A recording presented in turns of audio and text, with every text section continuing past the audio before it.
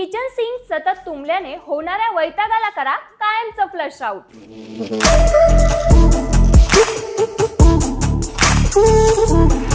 Kitchen sink किंवा wash basin मध्ये अन्नाचे कण, तेलकट पदार्थ, घाण, केस इत्यादी कचरा हमखास जमा होतो आणि जर याकडे दुर्लक्ष केलं तर ड्रेनेज वारंवार ब्लॉक होण्याचा त्रासही सहन करावा लागतो।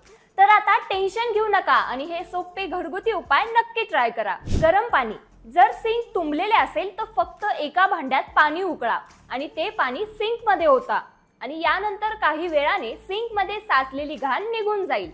बेकिंग सोडा आणि व्हिनेगर, तुंबलेल्या सिंक मध्ये अर्धा कप बेकिंग सोडा आणि 1 कप व्हिनेगरचे मिश्रण ओतल्याने केमिकल रिॲक्शन होईल, ज्यामुळे त्यामध्ये साचलेला कचरा निघून जाईल। नंतर 15 मिनिटांनी गरम पाण्याने सिंक धुवून घेतले तर त्यात पाणी साचणार नाही। प्लंजर, सिंक किंवा वॉश बेसिन मध्ये अडकलेला कचरा काढून टाकण्यासाठी घरोघरी प्लंजर वापरतात। शक्यतो प्लंजर वापरण्यापूर्वी सिंक मध्ये गरम पाणी भरा, जेणेकरून प्लंजरचा पुढचा रबरी भाग पाण्यात बुडेल आणि नंतर 1 मिनिट प्लंजर वर खाली हलवण्याने सिंक मधील घाण मोकळी होईल।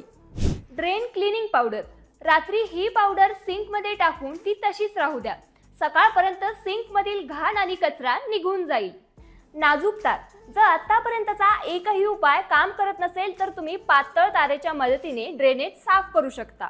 आधी पाईप मध्ये तार घाला आणि नंतर हळूवार फिरवा, अखेरीस गरम पाणी ओतल्याने पाईप मधील घाण वाहून जाईल। तर सिंक आणि वॉश बेसिन साफ करण्याचे हे घरगुती उपाय तुम्हाला कसे वाटले कमेंट करून नक्की कळवा आणि अशाच नवनवीन टिप्स साठी आय लव्ह नगरला फॉलो करा।